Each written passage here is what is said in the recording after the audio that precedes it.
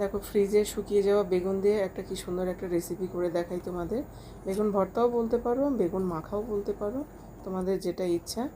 বেগুনে যেরকম বেগুন ভাজে লবণ হলুদ একটু সামান্য চিনি দিয়ে দেয়, ওভাবে আমি একটু মাখিয়ে নিলাম। আর বেগুন ভাজার মতো পিস পিস করে কেটে নিয়েছি। দেখো মাখিয়ে আমি 10 মিনিট রেখে দিলাম। এবার দেখো এখানে বড় সাইজের দুটো পেঁয়াজ নিয়েছি আর কটা শুকনো লঙ্কা।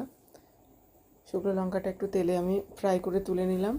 তারপরে কটা রসুন কোয়াও আমি ফ্রাই করে তুলে নিচ্ছি। হয়ে গেছে। এবার বেগুনগুলো আমি দিয়ে দিলাম তেলের মধ্যে, দিয়ে বেশ বেগুন ভাজা যেরকম করে ব্যাস ওরকমই ভাজা আর কি করতে হবে। এটা ভীষণ ভালো লাগে। যদি তোমাদের সময় না থাকে কিংবা রান্না করতে ভালো লাগছে না, তাহলে এটা একদম 2 মিনিটে হয়ে যাবে রান্নাটা। তারপর দেখো বেগুন ভাজাগুলো আমি তুলে নিলাম, হয়ে গেছে। এবার পেঁয়াজটাও একটু আমি হালকা একটু ফ্রাই করে নিচ্ছি, জাস্ট হালকা একটু, মানে কাঁচা গন্ধটা যাতে চলে যায় সেরকম করে 1 সেকেন্ডের মধ্যে। তারপরে দেখো এটা আমি শুকনো লঙ্কা আর রসুনটা বেশ আমি হাত দিয়ে চটকে চটকে মাখিয়ে নিলাম আগে। তারপরে আমি বেগুনটা খুব গরম, একটু সময় হাত দিতে পারছি না। যাই হোক আস্তে আস্তে এটা আমি বেগুনটাও চটকিয়ে দেখো মাখিয়ে নিলাম।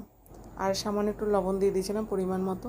দেখো কি সুন্দর হয়ে গেল আমার ঝটপট 2 মিনিটের রেসিপিটা। কেমন লাগলো আমাকে অবশ্যই জানিও। রেসিপিটা ভালো লাগলে কমেন্ট করো।